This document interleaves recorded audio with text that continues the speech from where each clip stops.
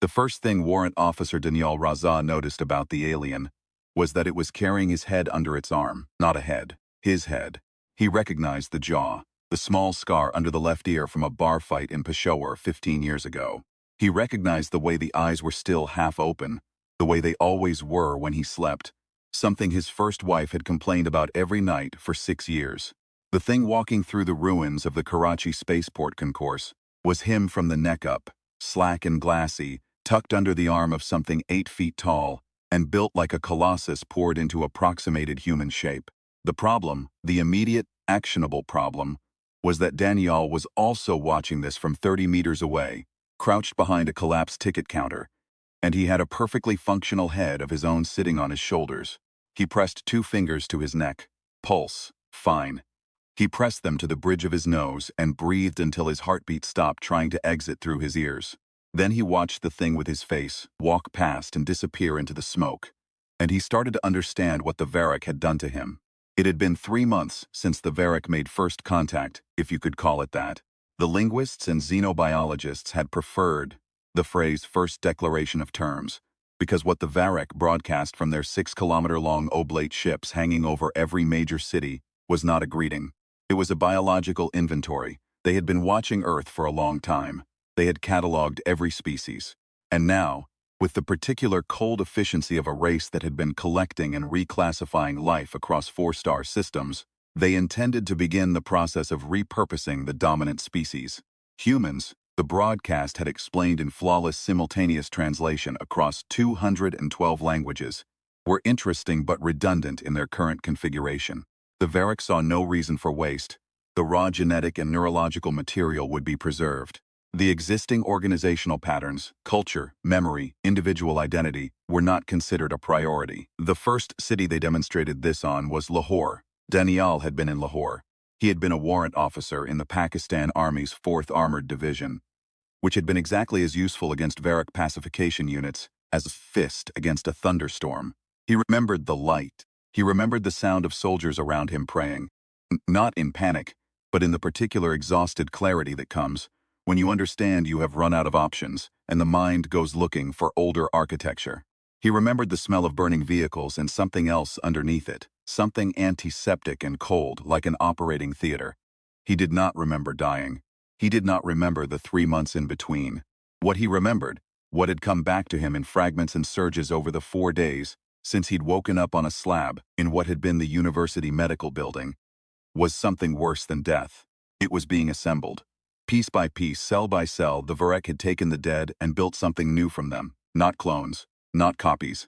Something that was almost Daniel Raza but with the seams showing. A body with his muscle memory and his autonomic responses and his instincts, but with a head they had sourced separately, from someone else's grave. The head they had given him was not his. He had worked that out on the 2nd day, pressing his fingers to the face in the mirror shard he'd found, tracing features that were close but not quite. A narrower bridge, slightly different cheekbones, someone who had died before the invasion, embalmed and buried, then dug up by Varrock ground units doing their biological cataloging. He did not know who he had been before the head. He was not sure that question had an answer anymore.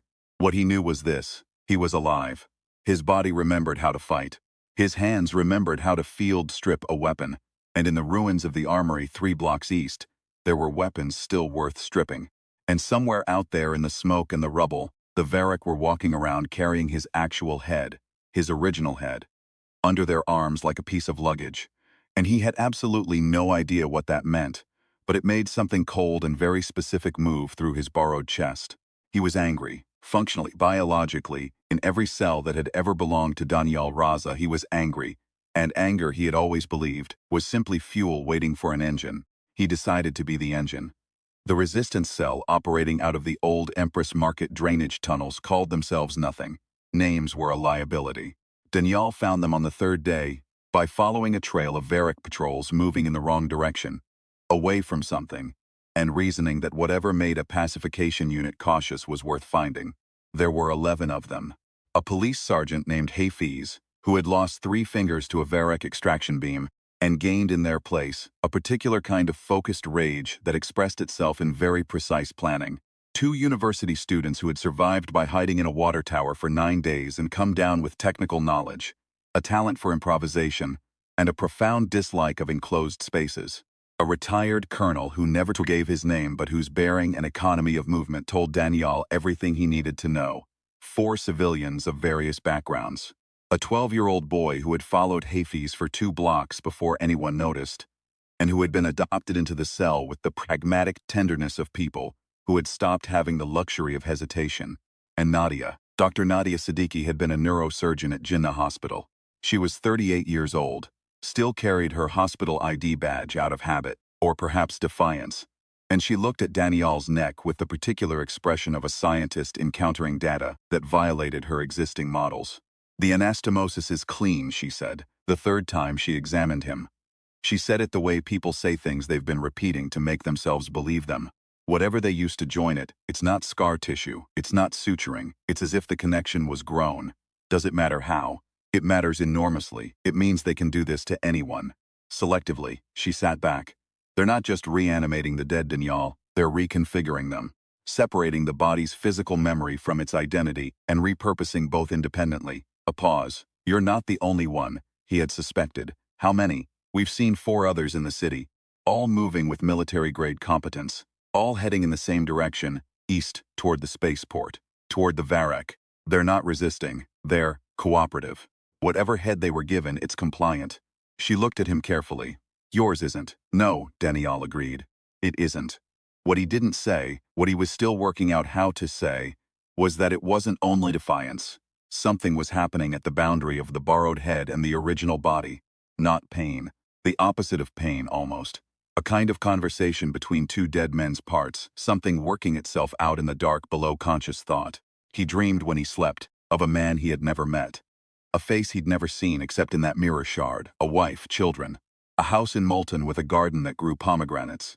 Someone else's life arriving in pieces, like a transmission from a frequency he hadn't known he was tuned to. He was becoming something that had never existed before. He was not sure yet whether that was a problem or a resource. The intelligence they managed to gather, through observation and one very costly probe of a Varek forward processing station, was fragmentary but coherent. The Varek were not invaders in any sense that human military doctrine had prepared anyone for. They were naturalists. Extraordinarily advanced, borderline incomprehensible naturalists, who had encountered a species, humans, that they found genuinely remarkable and had absolutely no framework for understanding on its own terms. The Varek processed life the way a scientist processes a sample. They categorized, they extracted, they preserved what they deemed valuable, and discarded what they considered redundant. Individual human identity fell into the second category, not out of cruelty but out of genuine inability to perceive its significance. To the Varek, the self was an emergent property of biological systems, not a thing with inherent worth. The memory patterns, the personality structures, the accumulated weight of a human life, these were side effects. Noise in the signal. What they valued was the body's capacity, the endurance, the adaptability, the stubbornness of human cells to keep functioning under conditions that should have killed them. They'd found this apparently astonishing. "They think we're hardware," said the unnamed colonel, after Hafez finished summarizing, "and they want to repurpose the hardware without the software." "Which means," said Nadia, "that if we want to fight them, we can't fight them on physical terms. They have pacification units that can reduce reinforced concrete to vapor. We can't match that." "We match it differently," Daniel said. Everybody looked at him. "They can't understand why the body keeps resisting when the head says comply." He pressed his fingers to his neck.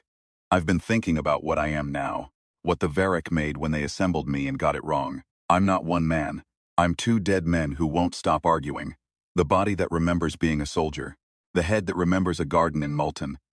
Neither of us is supposed to be here." He looked at Nadia. "How many of the compliant ones do you think are actually compliant?" A long silence. "You mean," she started, "the Varek matched bodies with heads that were ideologically convenient, safe, compliant. But they did it based on their own categories, and their categories don't include the things that make humans what they are." He thought of the dreams, the pomegranate garden, the weight of a life he'd never lived pressing against the inside of his borrowed skull. They can suppress a man's identity, but they can't suppress what he loved. The plan, such as it was, had 4 components. The first was access. The Varec Forward Processing Station was 3 kilometers northeast, in what had been the university stadium. It was defended by 2 pacification units, large, multi-limbed constructs that operated on Varec perceptual frequencies designed to detect human aggression through pheromonal signatures and movement patterns. They were extraordinarily good at identifying threats that looked like threats. They were less good at identifying threats that looked like compliance. Daniel walked into the outer perimeter at dusk, moving the way the other reconfigured bodies moved. Steady, unhurried, heading east the way they all headed east. The pacification unit's sensor stalks tracked him and found nothing alarming. He was, as far as their instruments could determine, exactly what he appeared to be. A reconfigured unit returning to the processing center for secondary conditioning. What the instruments couldn't measure was that he had Hafiz's last 3 fragmentation grenades strapped under a dead man's police jacket, and that he was counting his steps. He got to 37 before the first of the other reconfigured humans stepped into his path. The man was big, broad across the shoulders in a way that suggested a lifetime of manual labor. His head sat at a slightly wrong angle, the way all of theirs did, the join visible only as a faint discontinuity in the skin at the collar. He was looking at Daniel with the particular flatness of someone whose expressed affect had been smoothed out by the Varec conditioning. And for a moment Daniel thought he'd been made. Then the man's hands moved, slowly, deliberately, fingers tapping against his own thigh in a rhythm that took Daniel 2 full seconds to recognize. A folk tune, something from Sind, old enough that it had no author, only variations. His wife used to hum it, Daniel thought, and then realized not his wife, the other man's wife. The molten garden, the pomegranates, the life arriving in pieces. The head's memories surfacing through the body's muscle memory like a signal cutting through static. He tapped back, the same rhythm. Slightly different variation, the one he knew from his mother, from Lahore, because even the borrowed head remembered its own mother's version of things. The big man's flat expression cracked along the seams. It wasn't dramatic. It was the way ice cracks in spring, a sound before a change, almost inaudible. He exhaled once through his nose and then gave Daniel the smallest possible nod, barely a degree of movement. And then he stepped aside. They were not all compliant. The Varec had created, without understanding what they'd done, an army of people who had every reason in 2 lives to be furious. The second component was the signal. Nadia had spent 8 days working backward from Varec communication patterns, using a captured receiver unit, and the kind of methodical brilliance that comes from having nothing left to lose professionally. The Varec didn't broadcast on electromagnetic frequencies. They used a biophotonic channel, a wavelength of light in the near-infrared that human tissue happened to be partially transparent to, which was why Varec pacification units could, theoretically, communicate with the reconfigured bodies they'd built. Theoretically. Because the Varec had built those bodies with human tissue, and human tissue turned out to have an opinion about the signals being sent through it. Think of it as rejection, Nadia had explained, showing Daniel her notes in the tunnels, her handwriting increasingly compressed as the pages filled.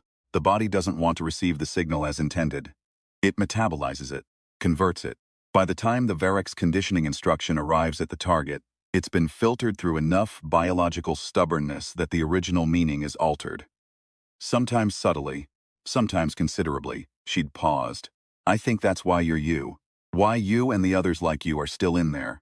The signal got lost in translation. And if we flipped it? She'd smiled at that, the smile of someone who has been working toward a conclusion and is glad someone else has reached it too. If we transmitted through a body rather than at it, used the reconfigured units as antenna rather than recipients, we could generate a counter-frequency. One that the Varec's processing station would interpret as a system-wide compliance signal. She'd held up a finger. For about 90 seconds, every Varec instrument in a 2-kilometer radius would read every reconfigured unit in range as pacified, non-threatening, and fully operational. And the pacification units would stand down. Briefly. Briefly was enough. Briefly was all any of them had ever asked for. The third component was the big man, whose name was Imran, and who had been a load-bearing column in whatever the Varec thought they were building. He had been in his first life a structural engineer. In his second life, the headless one, the reconfigured one. He had spent 3 months in the processing station as a maintenance unit, servicing the infrastructure the Varec had installed in the stadium substructure. He knew where every Varec power conduit ran. He knew which ones, if severed in the right sequence, would trigger a cascading failure across the entire forward station. Like pulling a thread, he said, in the tunnel, tracing lines on a piece of paper with a blunt pencil. His voice had the quality of someone relearning how to use it, like a door that had been closed too long and opened stiffly. This one first, then this last one, and you have about 4 minutes before the whole system collapses. He looked up. 4 minutes to get clear. And the Varric in the station? Their units are hardwired to the power grid. When the grid goes, they go dormant. He thought about it. Not dead, dormant. Probably 90 minutes before the backup systems activate. 90 minutes is longer than 4, said Hafez. 90 minutes is forever, said the colonel. The fourth component was Daniel himself, and what he carried in the borrowed head that was slowly becoming his own. He had been thinking in every quiet moment about what the Varric didn't understand. They had catalogued human biology with extraordinary thoroughness. They had mapped every system, every function, every adaptive mechanism. They knew more about the human body than any human scientist had ever known. They did not understand why any of it was worth anything to the person inside it. They did not understand love as data. They did not understand grief as fuel. They did not understand the way a man with 2 lives' worth of loss stored in one skull becomes something that has never existed before on Earth. Not a soldier, not a ghost, not a monster, but something that carries all the weight of everything it has lost and converts that weight, through some mechanism that no Varric instrument could measure, into the stubborn refusal to stop. He thought about the pomegranate garden. He thought about his mother's version of the folk tune. He thought about Lahore burning, and the soldiers around him praying with that particular exhausted clarity. He thought, "We are very bad at dying. This has always been true. It is possibly the most human thing about us." They moved at 2 in the morning, when Varric activity was lowest. Not because the Varric kept human hours, but because their cataloging operations generated enormous amounts of data that had to be processed and transmitted back to the fleet, and the processing load peaked in the early hours, which meant their attention was partially elsewhere. Daniel went first, then Imran, then 3 others who had spent weeks moving in apparent compliance through the processing station and had been all that time quietly becoming something else. Nadia's signal device was a salvaged Varric receiver, modified with materials that would have been laughable in any other context. Copper wire, a jury-rigged power cell from a dead soldier's radio equipment, components she'd stripped from a Varric secondary instrument using a scalpel she'd kept in her coat pocket since Jinnah Hospital. It was the size of a brick. It worked, she'd said, because the Varric had never imagined anyone would try to run their own signals backward through their own bodies, and consequently had left the relevant frequencies entirely undefended.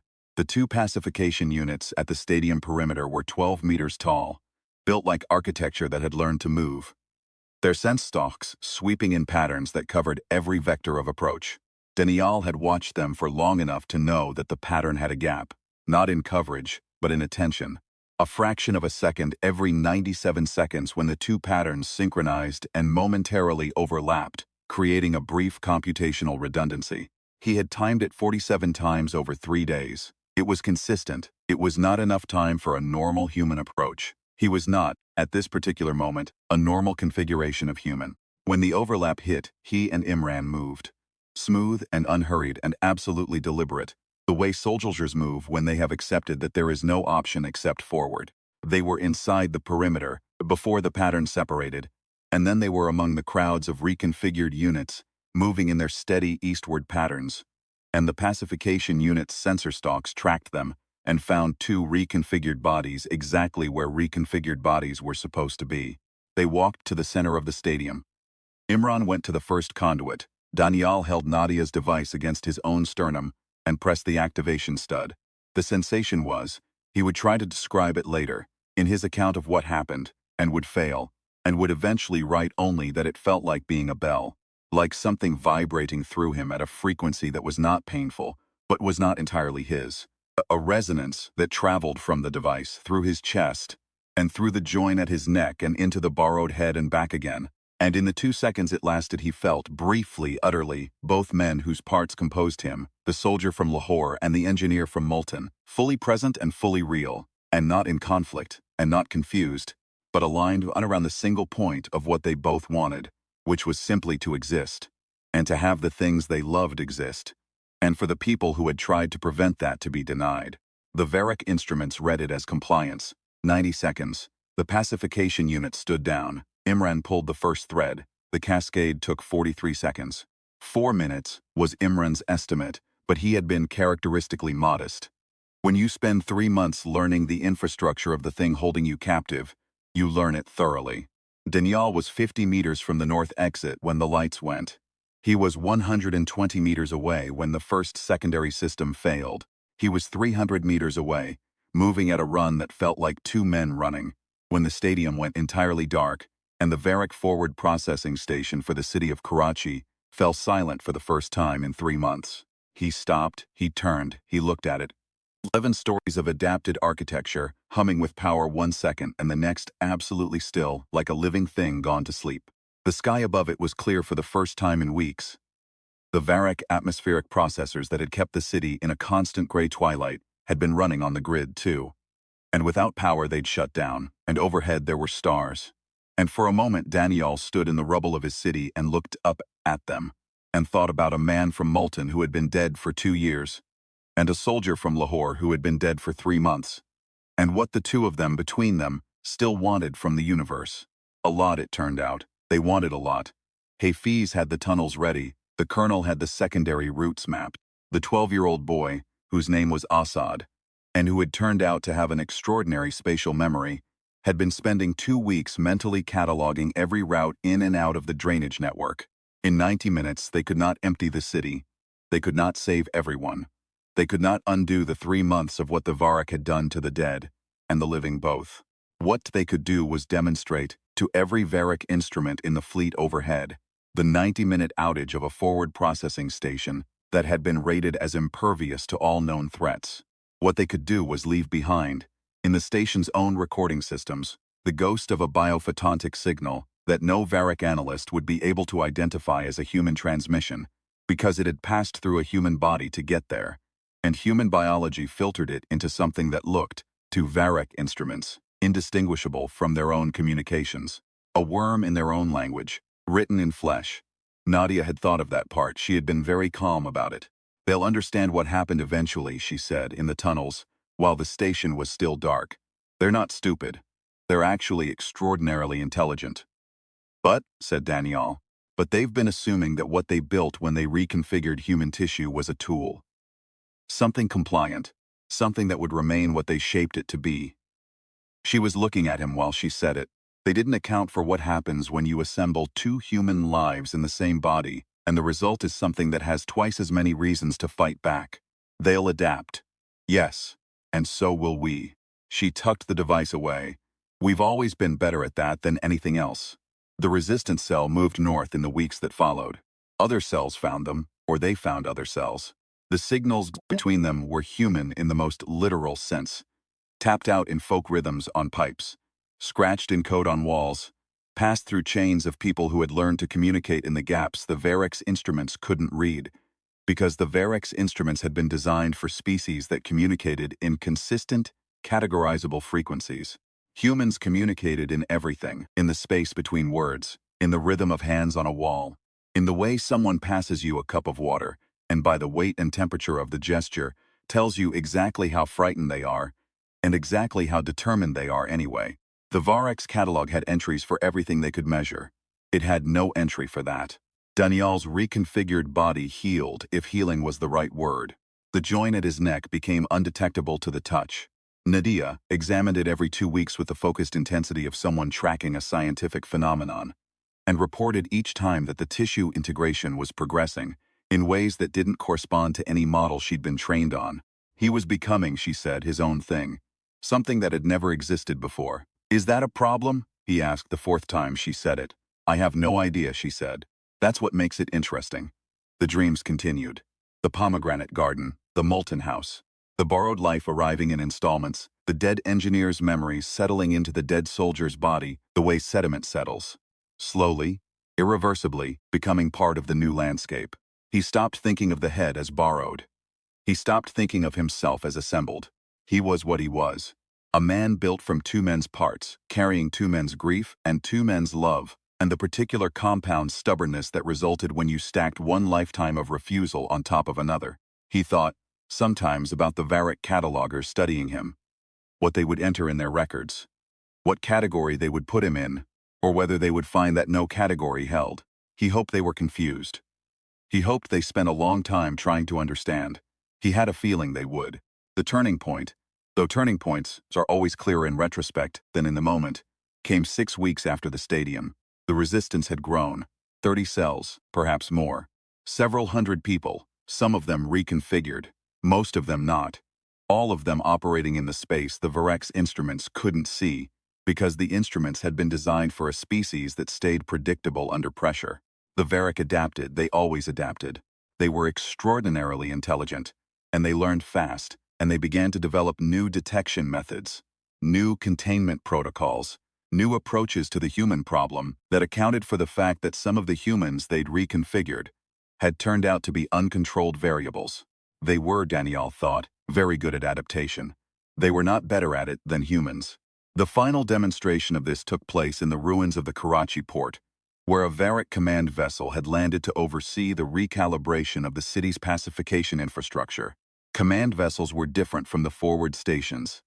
They were mobile, they were heavily defended, and they contained, according to the intelligence that had been gathered at considerable cost, the master frequency arrays for the entire sector's biophotonic network. Destroy the array.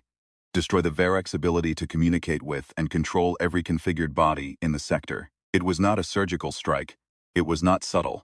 It was the kind of plan that works because it is too direct to be anticipated by a species that has spent 3 centuries dealing with civilizations that respond to overwhelming force with capitulation. Imran designed the structural attack, which columns to bring down, which systems to overload in which sequence. Nadia carried the modified signal device, now improved through 6 weeks of iteration, into something that could maintain the compliance illusion for 4 minutes, instead of 90 seconds. Hafiz counted the steps and mapped the exits.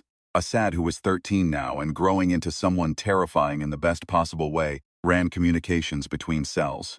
Daniel walked to the front gate of the command vessel and knocked. He knocked because the door had a door. The Varric, it had been observed, were methodical. They had installed a processing checkpoint at every entrance, because their instruments needed to verify reconfigured units before allowing them access to sensitive areas.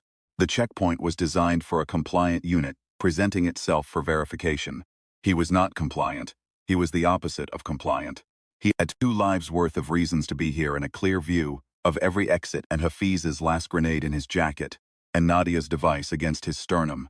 And he stood at the checkpoint and he let the Varric instruments read him. And what the instruments found was exactly what they expected to find. A reconfigured human unit, body signature nominal, biophotonic integration stable, proceeding to the interior for secondary processing. What the instruments couldn't read was the soldier underneath. What they couldn't measure was the engineer's memories guiding the soldier's hands. What they couldn't detect was the particular thing that happens to a human being when you take everything from them and find that the taking has only simplified them, burned away every uncertainty, and left behind something very clear and very quiet and very focused. He walked through the checkpoint. He found the array room. He thought, briefly, about the pomegranate garden. He thought about the soldiers in Lahore, praying with that particular exhausted clarity. He thought about Nadia saying, "We've always been better at that than anything else." And he thought about Assad growing into someone terrifying. And he thought about Imran's hand tapping out a folk tune against his thigh in the ruins of a spaceport. A signal so small and so human that no Varric instrument in 4-star systems had a category for it. He pressed the device to his chest. He transmitted. The array came down. The command vessel listed and went dark. Across the sector, the biophotonic control network flickered and died. And in 100 locations throughout the city, reconfigured humans who had been waiting, walking in their steady eastward patterns, carrying out their apparent functions, tapping out rhythms no Varric instrument recognized, stopped, stood still, looked up, and then went in whatever direction they chose, which was never east, which was always somewhere a Varric instrument hadn't thought to look. Daniel was found by Hafiz 3 blocks from the port, sitting on a piece of broken wall with his back against a collapsed facade and his face turned up to the sky. He was intact. He was, in the inventory of his component parts, entirely unmodified from what the Varric had made him. The join at his neck still faintly visible in the right light. the borrowed head still carrying its cargo of another man's life. "You look like hell," Hafez said. "I look like two hells," Danielle said. "It's efficient." Hafez sat down next to him. They were quiet for a while. In the distance, something that had been a Varric instrument tower was listing slowly, gently, with the unhurried majesty of a very large thing coming to terms with gravity. "What happens now?" Hafez asked. Danielle thought about it. He thought about the fleet still overhead. 6 ships, still hanging above 6 cities, still running on whatever power they'd stored independent of the sector network. He thought about the Varric adapting, learning, revising their understanding of the human problem. He thought about the 30 cells, and the hundreds of people and the worm in the Varric's own communication language, which was still in there, still replicating, quietly doing things in the Varric's network that Nadia was quite calmly confident she couldn't fully predict. That last part she had said was fine, possibly ideal. The Varric expected to predict everything. They had built their entire strategy around the assumption that biological systems were ultimately categorizable, and that once categorized they could be managed. The worm in their system was built from human tissue running on human logic, and the Varric had spent 3 months demonstrating that they had absolutely no category for what humans do when you strip everything else away. "I think," Danielle said, "we go again." He stood up. He pressed his fingers to the join at his neck, a habit now, like checking a compass, like pressing 2 fingers to a pulse, 2 dead men, 1 body, an impossible amount of reasons to keep moving. Above the city, the stars were out. They had been out every night since the stadium. He had decided to take that personally. He had decided that the stars were his to look at, had always been his to look at, and that any species in the universe that felt differently about that was about to learn something. He had a lot of patience for teaching. He had, after all, 2 lifetimes of curriculum to draw from.